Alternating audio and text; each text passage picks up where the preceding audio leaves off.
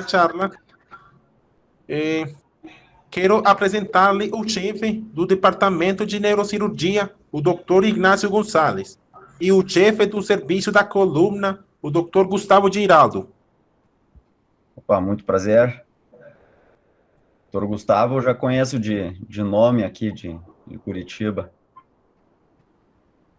Olá, doutor. Tudo Bom bem? dia. Bom dia. Obrigado pelo convite aí para participar da reunião. Vou ver se eu consigo desbloquear a câmera.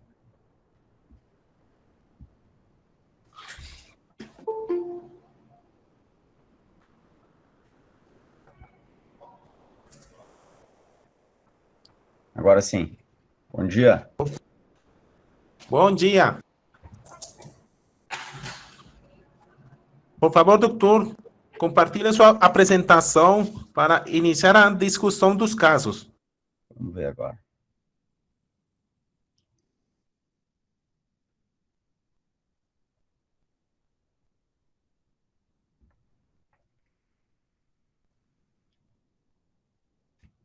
Então tá, estão vendo minha tela agora? Sim, sim.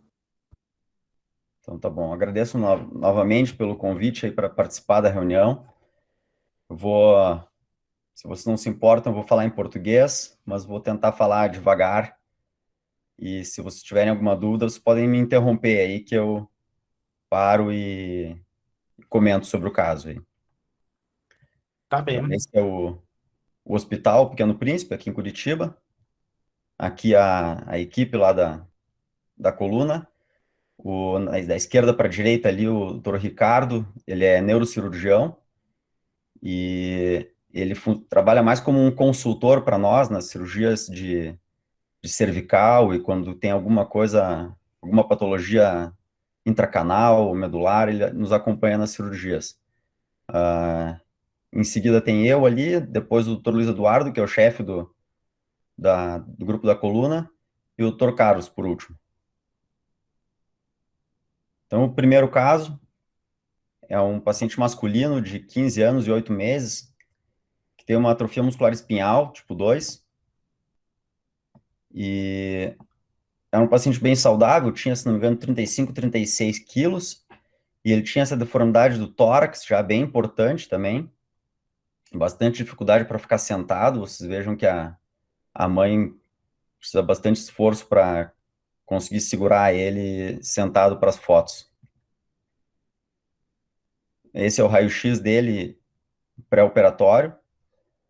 A gente vê 112 graus de deformidade e vê que o hemitórax do lado direito está bem comprometido, a coluna vai quase lá nas costelas, né, no lado direito. E tem uma cifose ali também, que claro que está atrapalhado pela rotação das vértebras, e a deformidade da caixa torácica dá para ver também no raio-x, e era bem rígido essa deformidade. Então esse era ele antes da cirurgia. E a gente sempre fez muito ácido de distração temporária. Por muito tempo a gente usou nas costelas e frequentemente acabava arrancando, quebrando as costelas. Felizmente nunca tive um caso de pneumotórax, mas é um risco nesses casos. E nesse caso eu optei, eu acho que foi, se não me engano, foi o primeiro paciente que eu fiz tração esquelética. Eu botei 40% do peso dele, né? Coloquei o Mayfield e coloquei nos dois femoral, nos dois fêmures, 40% do peso durante toda a cirurgia. Então, isso ajudou bastante. Mesmo assim, a deformidade era bem rígida. E isso foi ele depois da cirurgia. Então, ele ainda tem uma deformidade bem importante, mas dá para ver que ele está com o tórax e a pelve bem mais equilibrado, um alinhamento melhor. Eu medi nesse caso aí a altura de T1 a T12, que nesses casos de neuromuscular, assim, principalmente num guri mais velho como esse, não é tão importante, pensando isso funciona muito numa escoliose de início precoce, né? Para a gente ver o tamanho e a altura do tórax, para ver como que vai ser o desenvolvimento pulmonar.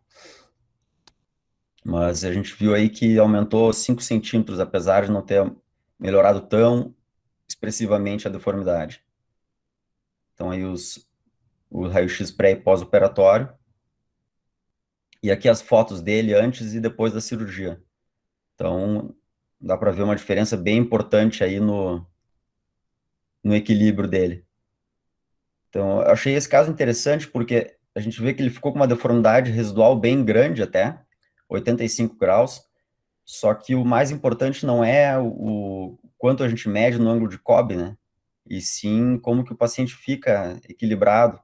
A gente vê que ele senta muito melhor e hoje ele está super bem. E o que está incomodando ele hoje, na verdade, é o quadril direito, que já estava luxado e piorou, então ele está com bastante dificuldade, mas por causa do quadril. Da coluna ele ficou muito bem.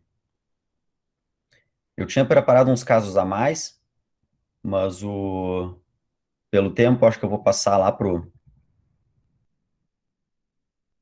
último caso aqui, ó.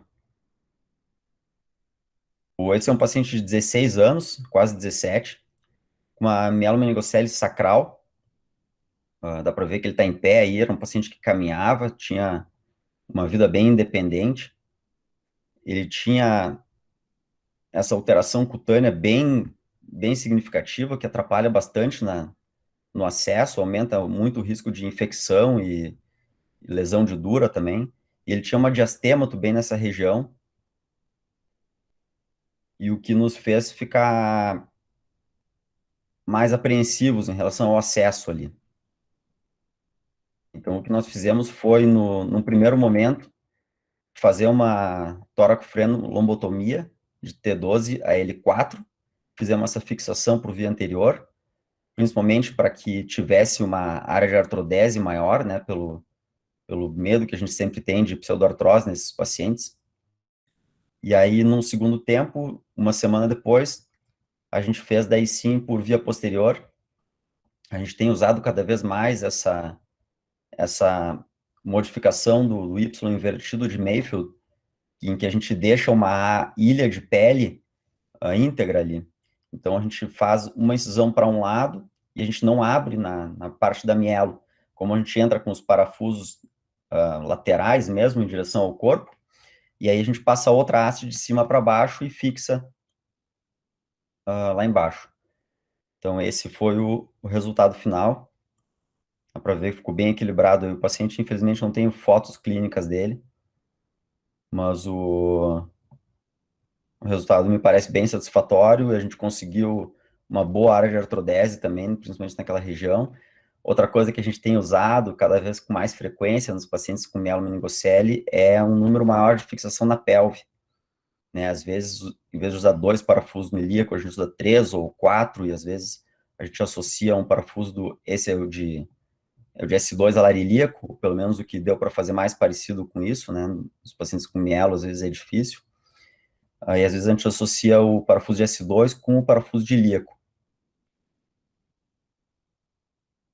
Então, é isso. Esses são os dois casos aí que eu preparei. Na verdade, tem mais dois que eu tinha deixado preparado, mas eu falei com o Felipe e ele acha que, pelo tempo da reunião, vamos Tá bem, apresentar tá só. bem. Eu tenho uma pergunta. Quanto Claro. tempo realizam a tração esquelética prévia à cirurgia? Naquele caso, a gente não fez pré-operatório. Aí a gente fez transoperatório.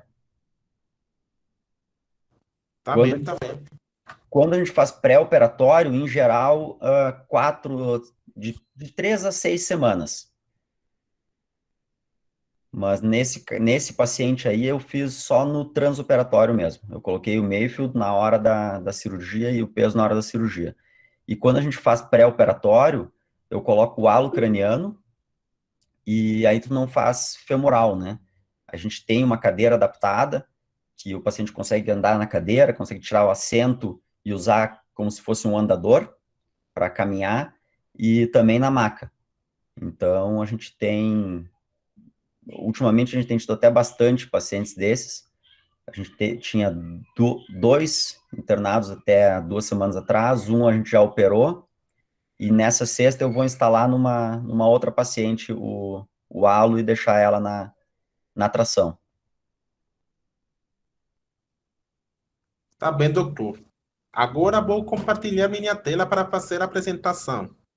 Tá bem? Tá ok. Show 6. Obrigado.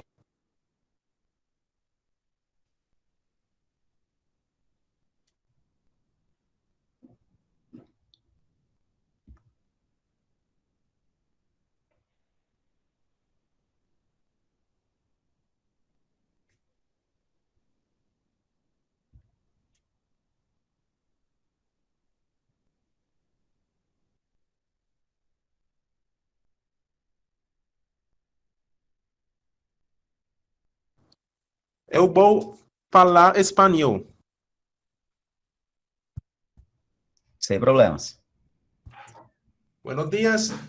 El día de hoy vamos a continuar con las charlas del área de cirugía de columna. Hoy vamos a ver una revisión de la escoliosis neuromuscular. Mi nombre es Felipe Gutiérrez, yo soy residente de neurocirugía. Tenemos el placer de contar, como ya vimos, un invitado muy especial, es el doctor Luis Müller. Él es ortopedista, él es especialista en cirugía de columna y se especializa en la cirugía de deformidades tanto de los niños como de los adultos. Lastimosamente, el doctor Matos me escribe esta mañana que no nos puede acompañar por cuestiones laborales. Él es neurocirujano y fue fellowship de la AOSPAN y del Hospital Pequeño Príncipe en Curitiba, Brasil. Cuando estamos hablando de la escoliosis neuromuscular, nos referimos a toda deformidad espinal que se asocia a una dolencia, a una enfermedad neurológica o muscular. Miremos que existen diferentes patologías que se pueden agrupar dentro del grupo de enfermedades neuromusculares. La que les estoy mostrando aquí son las enfermedades neurológicas. Y también tenemos las enfermedades musculares. Digamos que la escoliosis neuromuscular que más estamos acostumbrados a manejar es la que se presenta en la parálisis cerebral, pero ya vimos cómo otras enfermedades como el mielomeningocele y las distrofias espinales también se asocian a escoliosis. Digamos que las formas más comunes de enfermedades neuromusculares son la distrofia muscular y la atrofia muscular espinal, cualquiera sea su grado. Sin embargo, vemos aquí en esta tabla cómo es la asociación de la escoliosis según el tipo de enfermedad. Vemos, por ejemplo, como si se presenta una lesión medular en los pacientes jóvenes, la mayoría, si no es decir todos, van a tener una escoliosis asociada. Digamos que, ¿por qué se produce esta deformidad espinal? No podemos decir únicamente que es por la falta del tono, por la hipotonía muscular, porque también hay ciertas patologías donde es lo contrario, donde es una hipertonía muscular la que nos va a llevar al desarrollo de esta enfermedad. Digamos que la curva clásica de una escoliosis neuromuscular es una curva toracolumbar larga, generalmente incluye la pelvis, y algo muy especial es que se produce esto, una oblicuidad pélvica. Digamos que esto es uno de los factores a tener en cuenta preoperatorios para saber cuál manejo le vamos a dar. Cuando hablamos de la oblicuidad pélvica, tenemos que reconocer que hay dos razones por las que se presenta esta oblicuidad. Tenemos entonces la oblicuidad de origen superior, que simplemente nos referimos a que hay una asimetría pélvica, pero es causado por esto, por este comportamiento anómalo muscular. ¿Listo? Porque hay una hipertonía y una hipotonía de los músculos, por lo cual la oblicuidad de esta pelvis está desde arriba. Entonces va a ser una oblicuidad superior. Pero también podemos tener una oblicuidad pélvica de origen inferior, que simplemente es cuando el paciente está en una mesa en posición prono, él está completamente normal con su pelvis, pero cuando hacemos movimientos como la aducción o abducción, miren cómo se presenta esta oblicuidad pélvica. Es importante saber esto antes de llevar el paciente a cirugía para poder conocer el manejo ideal de la corrección de la deformidad. Digamos que es importante garantizar una buena corrección pélvica, idealmente en los pacientes que no caminan. ¿Por qué? Vamos a ver que cuando estamos haciendo la evaluación clínica es importantísimo conocer si nuestro paciente puede caminar o no puede caminar para ver qué tanto vamos a fijar los segmentos de estas deformidades. Digamos que la evaluación clínica no solo incluye la columna, como hemos dicho, también hay que ver el grado de contractura en flexión de la pelvis. Acá les muestro un ejemplo de cómo se hace. Miremos acá este médico cómo está evaluando la pelvis de nuestro paciente. Digamos que para saber qué tipo de oblicuidad pélvica estamos viendo, si es una deformidad, una oblicuidad pélvica inferior o superior, se hace unas maniobras de tracción. Y si la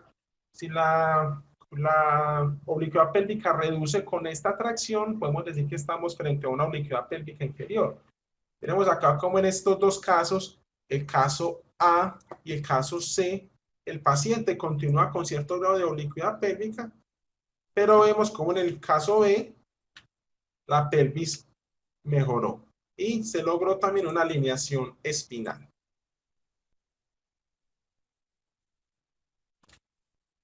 Es importante también corregir la oblicuidad pélvica porque miren, por ejemplo, este paciente, al tener esta oblicuidad pélvica, tiene alto riesgo de presentar lesiones en la piel, por lo cual el paciente trata de balancearse inclinando más su peso. Miren acá cómo se inclina todo su eje para liberar, digamos, la piel de la flexión y de la contractura de esta muscular de la oblicuidad pélvica, con lo cual digamos que en el tratamiento más adelante vamos a ver cómo no solo nos tenemos que fijar en corregir la deformidad espinal, sino también corregir estos diferentes grados de oblicuidad pélvica.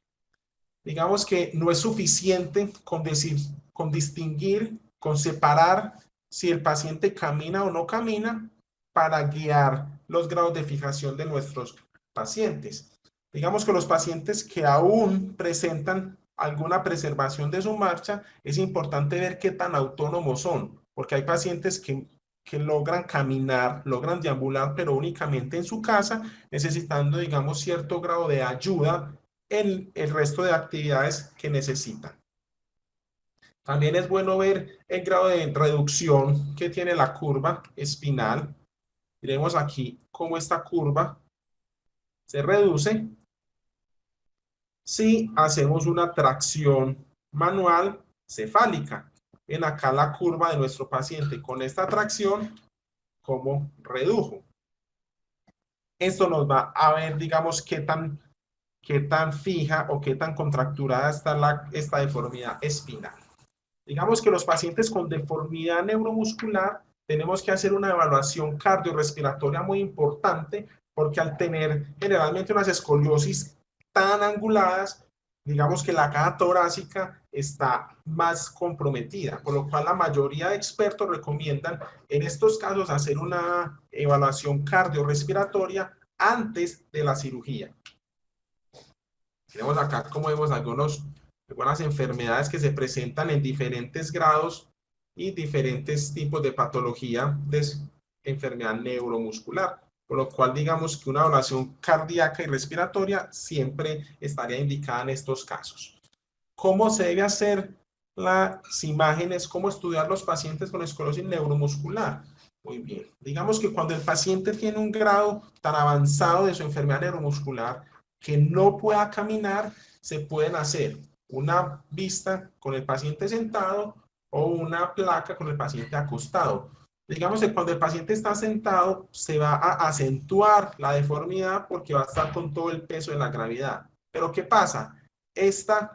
Aunque nos acentúa, nos empeora la deformidad, no nos sirve para hacer los controles posteriores a la reducción de la cirugía. Por lo cual recomendamos, digamos, que se hagan vistas en paciente acostado si es posible. Digamos que hay unas imágenes necesarias en estos pacientes y es simplemente para ver la corrección de la deformidad con la corrección de la oblicuidad pélvica. Entonces simplemente se hace una tracción, bien sea manual o esquelética, para realizar la vista imagenológica.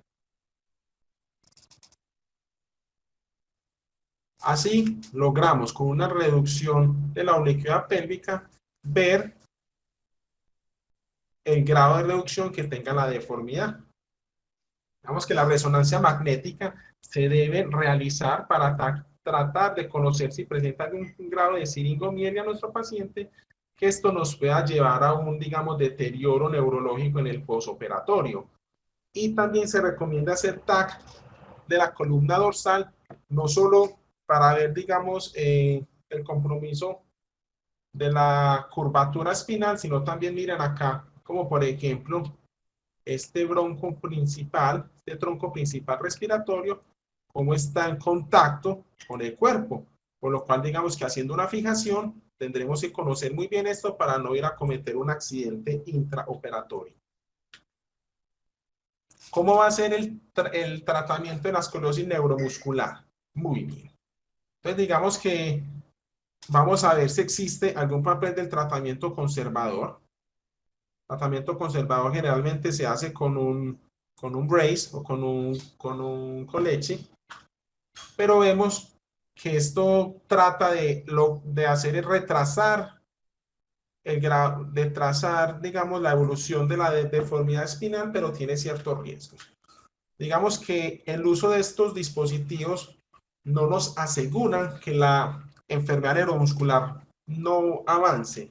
Y hay pacientes, por ejemplo, los pacientes con mielomeningocele, que van a tener, digamos, una alteración en la sensibilidad por su enfermedad de base, por lo cual, digamos, usar estos dispositivos aumentan el riesgo de hacer lesiones en la piel.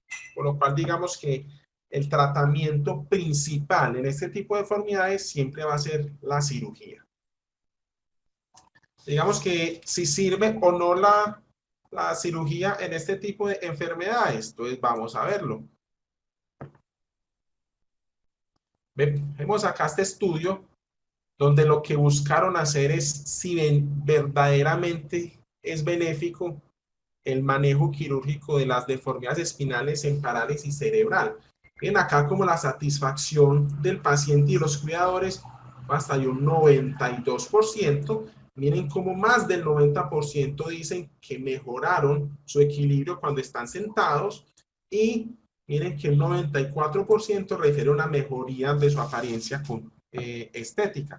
Incluso miren, más del 70% dicen que mejoraron la calidad de vida. Y esto es lo que nosotros tenemos que buscar siempre, mejorar la calidad de vida.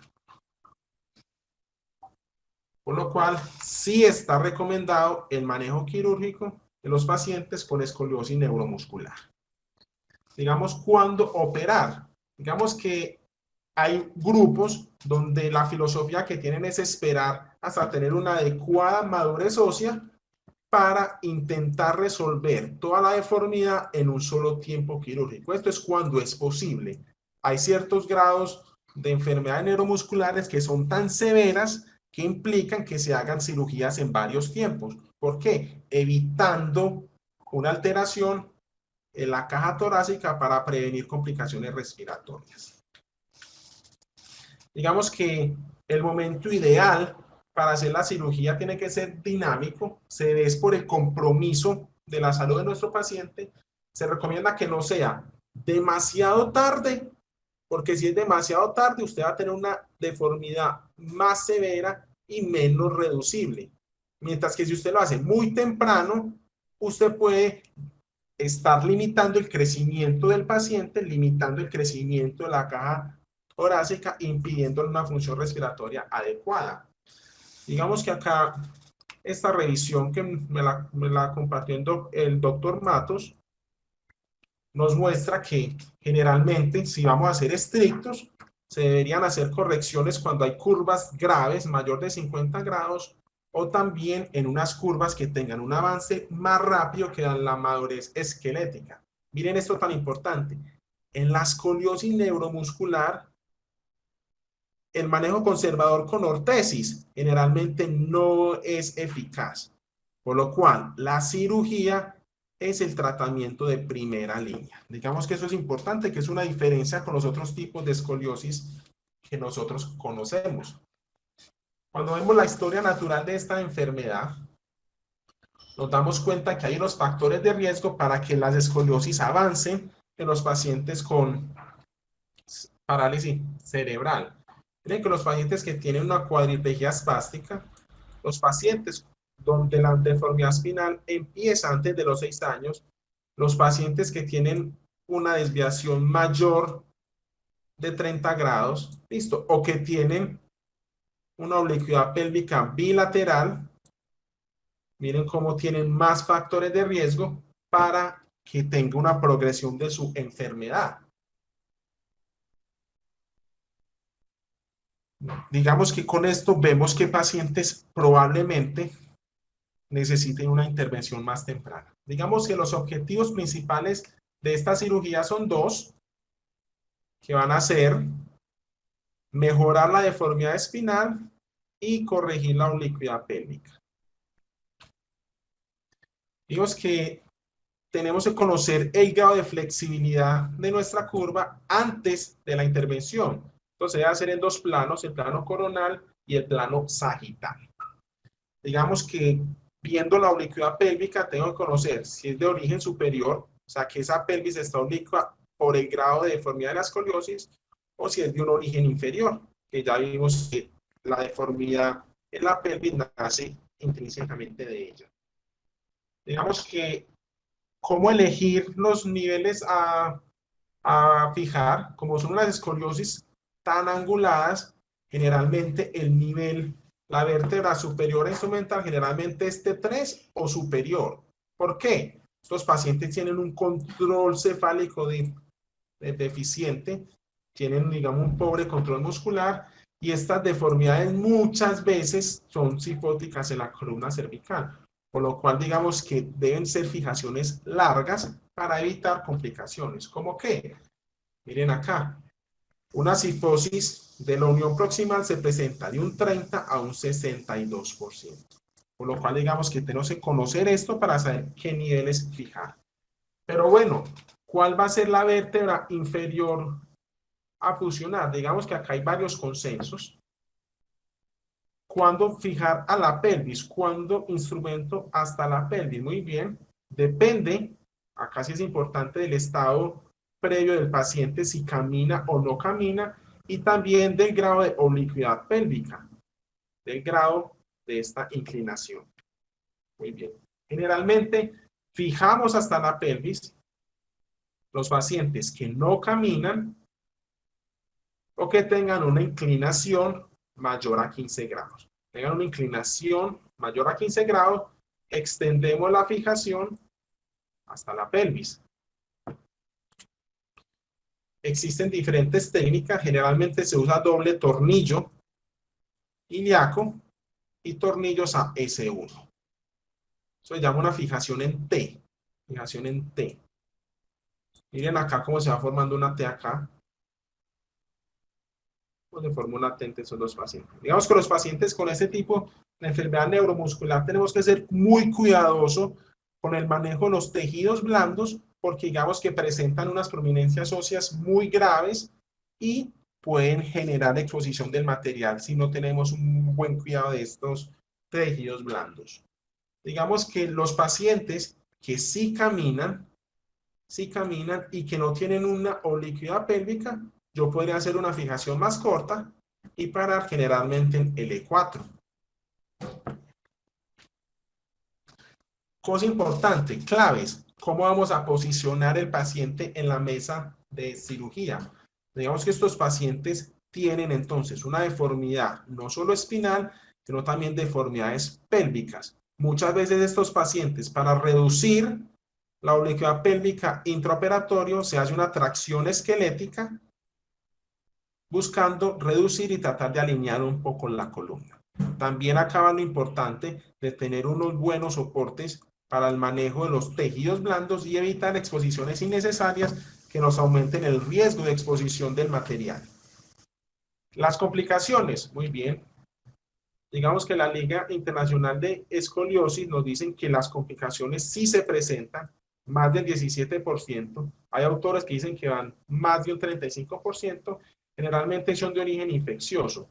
¿Y usted cómo controla esta presencia de complicaciones? Haciendo un cuidado exhaustivo de los tejidos blandos. También hay, digamos, complicaciones neurológicas por el grado de deformidad tan grande que tienen. Digamos que es bueno siempre ir con un neuromonitoreo para evitar este grado de complicaciones. Listo. Vamos acá. Este artículo, miren, fue publicado el año pasado. ¿Cómo nos dices? Que 30% de los pacientes que fueron llevados a reducción de una deformidad por una parálisis cerebral presentaron algún grado de complicación. En acá, como les estoy mostrando, que 36% presentaron complicaciones graves. Listo. Mire, la más frecuente fueron infecciones y desenlaces deleterios de la función respiratoria. Muy bien. Como conclusiones, yo les digo que la escoliosis neuromuscular requiere para su manejo de un equipo multidisciplinario. Tiene que conocer usted muy bien la curva de su paciente. No todas las escoliosis neuromusculares son iguales. No es igual a una escoliosis idiopática. Tenga en cuenta el grado de oblicuidad pélvica. Esto nos puede decir qué tan abajo tiene que fijar.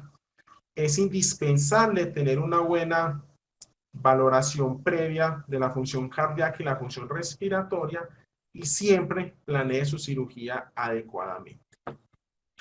Eso es lo que les tenía por hoy. Espero les haya gustado. Tenemos al doctor Müller y al doctor Gustavo Giraldo. También tenemos al doctor Julián Zuluaga, que digamos son los expertos en este tipo de patología, para que iniciemos la discusión. Muchas gracias.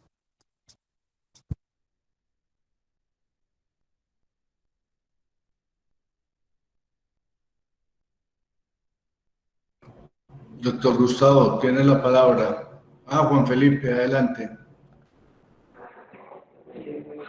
Julián levantó la mano, Felipe.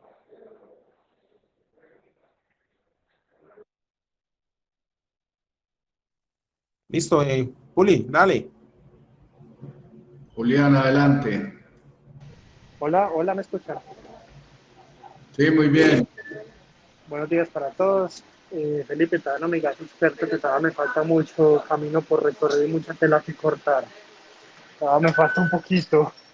Bueno, quería hacerle una pregunta al doctor Luis Miguel. ¿Qué estrategias utilizan para prevenir la cifosis proximal de unión en los pacientes con escoliosis neuromuscular? Si terminan con GAN, si terminan con cables y si cómo flexibilizan un poquitico en la parte superior, y cuando se presenta la cifosis, porque normalmente se paran entre T3 o T2, suben hasta dónde, porque alguna vez en una conferencia con el doctor Boachi, él mencionaba siempre subir a C2. ¿Qué estrategias se utilizan? Y cuando se presenta la cifosis proximal de unión, ¿a dónde fijan?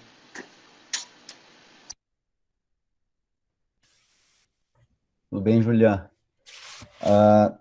Na maioria das vezes, nos pacientes com paralisia cerebral, com um grau de função motora com maior comprometimento, a gente faz como regra em T2. Claro que a gente tem alguns pacientes com mielomeningocele, por exemplo, que tem um bom controle do tronco e que a gente pode, às vezes, parar em mais baixo, ou mesmo um paciente com paralisia cerebral que tem uma função melhor. Eu já tive pacientes que eu comecei em T9, como se fosse uma Link 5 mesmo, mas isso é exceção. Como regra, a gente começa em T2. E o que a gente tenta fazer, eu acho que o principal é não ser muito agressivo na correção da cifose nos 2, 3 níveis mais craniais. Ou seja, eu tento modelar a haste para manter a cifose do paciente lá em cima. Se for para corrigir a cifose, corrige a partir de T4, T5, de preferência T5 para baixo. Eu mantenho também os ligamentos íntegros, o interespinhoso, o supraespinhoso, do 1 ou 2 níveis, de preferência 2 níveis, e geralmente a gente não usa, mas uma alternativa que é muito descrita também, inclusive o Peter Newton usa isso como regra, que é usar gancho cranial. Nós geralmente usamos parafuso quando a gente consegue, mas com frequência a gente usa gancho também. Muchas gracias, muchas gracias. Desculpa, só mais um ponto, porque a gente sempre se preocupa muito, principalmente em escolioses, em pacientes que deambulam idiopáticas ou outras escolioses, em poupar nível distal, né, na coluna lombar, tentar não incluir a pelve, não incluir L4, mas quando tu fala em parar em T4, ou T3, ou T2, isso não vai fazer muita diferença para o paciente, né, mesmo que o paciente, a não ser que o paciente seja muito imaturo. Então, como regra, a gente realmente vai a T2 nesses pacientes. Doctor, y cuando presentan la cifosis proximal de unión, ¿hasta dónde fijan superior? ¿Se van hasta C2 de una vez o eligen otro nivel? Quando tem uma cifose juncional, a gente geralmente precisa subir pelo menos 2 níveis. Mas se tu teve uma cifose juncional parando em T2, aí normalmente precisa subir até a coluna cervical. Mas eu realmente só me lembro de ter subido, incluído a cervical, em um caso, felizmente, pelo menos por enquanto. E aí a gente realmente teve que entrar na coluna cervical, se não me engano, a gente chegou até C5, mas não tenho certeza agora. Faz tempo já esse caso.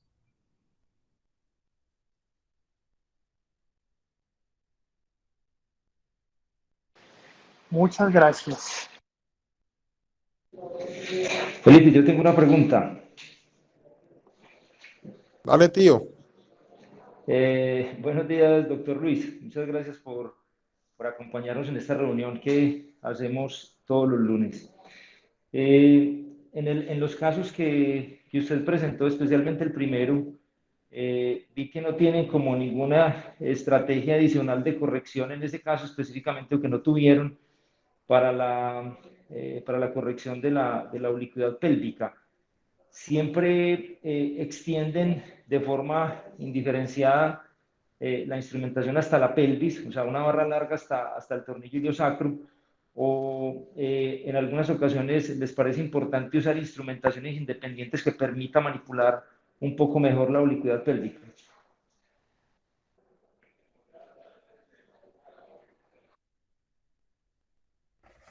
Na maioria das vezes, a gente usa na mesma instrumentação. A gente consegue corrigir isso um pouco com a modelagem das hastes. A gente não economiza nas osteotomias de ponte, tá? A gente faz bastante osteotomia. Em casos como esses, mais graves, geralmente a gente faz em toda a curva até. Mas, às vezes, a gente tem usado bastante um parafuso de ilíaco, igual a gente usava até 2015, a gente usava fixação no ilíaco. Depois a gente passou em 2015 a usar parafuso de S2. Então, às vezes, a gente tem colocado o parafuso de ilíaco, a gente bota a haste, uma haste pequena, faz uma fixação pequena e bota uma haste lá em cima, onde termina a curva da concavidade, onde tu quer fazer distração, e vai fazendo distração durante a cirurgia. E aí depois a gente faz toda a instrumentação até S2, e aí retira, ou em alguns casos a gente tem até, principalmente nas mielos, deixado aquele parafuso de ilíaco com uma terceira haste. O Lenk faz isso muito, mas em cirurgia de adulto, e tem nos ajudado na correção da obliquidade pélvica desses pacientes, e a gente usa mais isso do que a tração. A tração é uma coisa que eu tenho usado de 2 anos para cá, mas em poucos pacientes eu usei ainda, mas achei que foi bem útil. Perfecto, doctor Luis. Muchas gracias. Y una pregunta que de pronto es un poco ambigua y depende mucho pues de la evaluación de cada uno de los casos. En escoliosis osteomuscular, ¿ustedes en qué casos específicamente consideran no extender la instrumentación hasta la pelvis?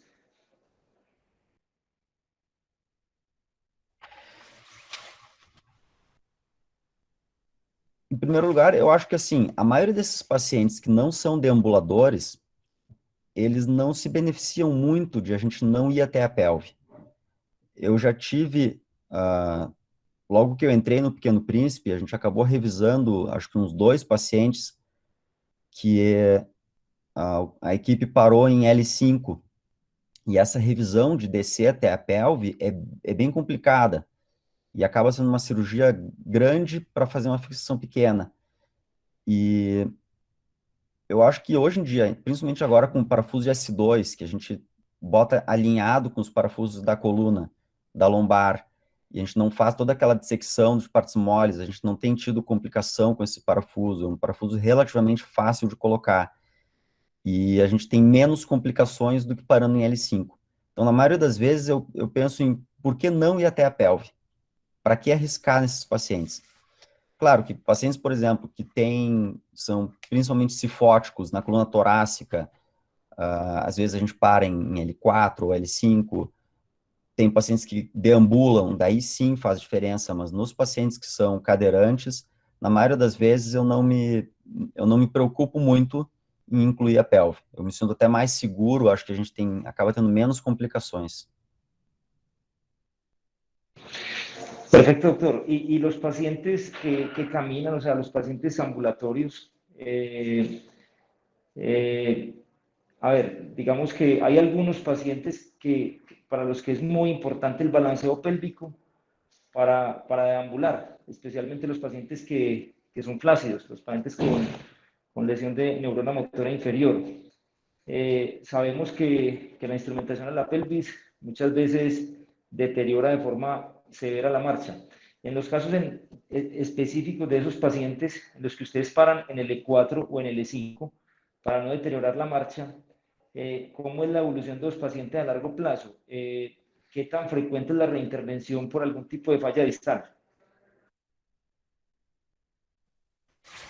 Nesses pacientes, na maioria das vezes a gente consegue parar em L4 e não costuma ter problema. Mas realmente são esses pacientes deambuladores, né? Eu já tive pacientes com paralisia cerebral que eu parei em L4, tive pacientes com mielomeningocele que parei em L4 e que continuaram caminhando. Esse sim, eu pelo menos não tive nenhuma complicação nesses pacientes que eu acabei optando por fazer cirurgia mais curta. Perfecto, doctor. Muchas gracias. Gustavo, só para complementar, a gente usa uns parâmetros para decidir quando que a gente para em L5. O Dr. Luiz Eduardo, ele é mais, ele costuma ter uma tendência maior do que a minha de tentar parar em L5 nos pacientes com paralisia cerebral. E a gente usa os critérios que o Takahashi descreveu, ele descreveu, se não me engano, para Duchenne, mas a gente usa muito parecido com isso, que é a obliquidade o tilt de L5 maior do que 15 graus, porque às vezes tu tem uma obliquidade pélvica às custas de uma curva alta, com ápice lá em L1, T12, e daí tu vai olhar a coluna lombar, ele está mais ou menos perpendicular com a pelve. Então, se tu consegue corrigir aquela curva, ou seja, se o ápice é acima de L2, esse é outro critério, e tu consegue, às vezes, parar em L4 ou L5, e tu melhora a obliquidade pélvica, porque a obliquidade pélvica não está lá embaixo, ela está lá na transição tóraco-lombar. Então, a gente usa, às vezes, esses critérios, principalmente o Dr. Luiz, o ápice acima de L2 e o tilt de L5 menor do que 10 graus.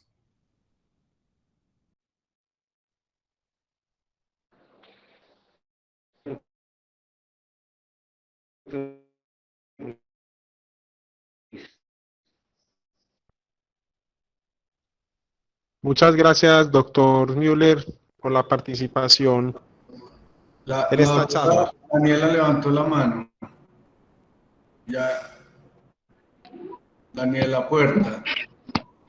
Bom dia, Dr. Luiz. Muito obrigada pela sua participação. Eu tenho uma pergunta para você. A incidência de infecção de sítio cirúrgico em pacientes com escoliose é muito alta. Qual protocolo você usa para diminuí-la? Por exemplo, em antibióticos ou cicatrização de feridas cirúrgicas?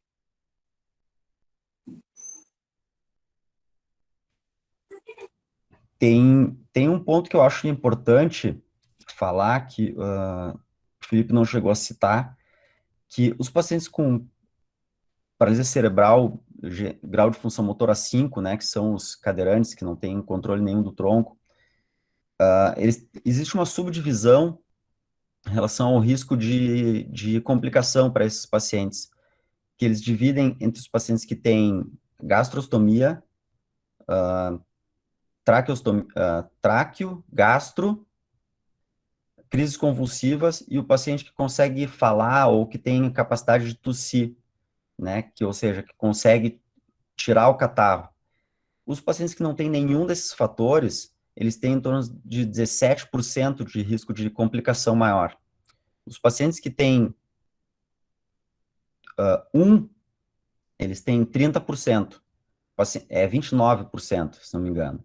Os pacientes que têm 2 desses fatores, 39%. E os pacientes que têm 3 ou mais, 3 ou 4, eles chegam a quase 50% de complicação, né? Então, existe essa relação também. O que nós fazemos é ter o cuidado com partes moles durante a cirurgia, né? Não usar muito o cautério, não tentar não queimar demais a musculatura. A gente usa, quando tem gastro ou traqueostomia, a gente usa Kefazol e amica de antibiótico. Senão, quando não tem, a gente usa só o Kefazol.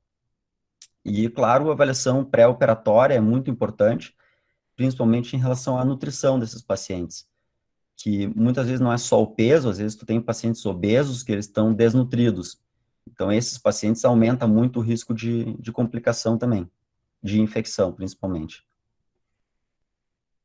E é muito importante que esses pacientes, eles são pacientes graves, pacientes complexos, e que eu, pelo menos, não me sinto apto para tratar eles completamente. Então, como o Felipe falou, a gente precisa de um acompanhamento multidisciplinar, né? A gente pede liberação do neuro, do cardiologista, de quem acompanha esse paciente, a gente pede avaliação cardíaca. Na maioria das vezes, esses pacientes não conseguem fazer o teste da espirometria, mas quando a gente vê um comprometimento pulmonar maior, às vezes a gente pede a avaliação do pneumo também. Apesar que a gente consegue saber que esses pacientes eles vão ter uma restrição por causa da deformidade. E muitas vezes, tu corrigindo a deformidade, tu melhora isso. Então, às vezes, tu ter uma função ruim antes, tu até consegue melhorar um pouco depois. E outra coisa é o seguinte, quando tem uma curva torácica, a gente tem um comprometimento pulmonar maior. Quando tem uma curva lombar, os pacientes têm maior dificuldade para sentar. Então, eles têm mais dor, mais desconforto. Os pais não percebem tanto o problema, às vezes, da curva torácica. Enquanto da curva lombar, eles podem ter infecção respiratória por não conseguir ficar sentados. Os pacientes, às vezes, ficam acamados por causa da escoliose.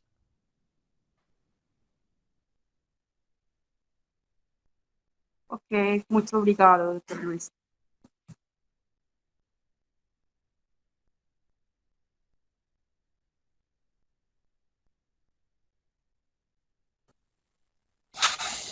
Bueno, yo nuevamente le quiero dar las gracias al doctor Luis Müller, al doctor Gustavo Giraldo y al doctor Julián Zuluaga por acompañarnos, digamos, en esta charla de deformidades espinales. Espero que no sea la última vez que nos reunamos con los especialistas del Hospital Pequeño Príncipe para que cada día mejoremos y conozcamos más el manejo de estas deformidades tan complejas. Muchas gracias. Obrigado pelo convite. Foi um prazer participar da reunião e fico à disposição. Vai ser um prazer se eu for convidado de novo para participar. Muchas gracias, Felipe. Muito obrigado, Dr. Luiz Müller. Eu espero que você consiga acompanhar-nos em uma próxima reunião. Muito obrigado. Muchas gracias, Felipe. Muchas gracias, doctor. Muchas gracias.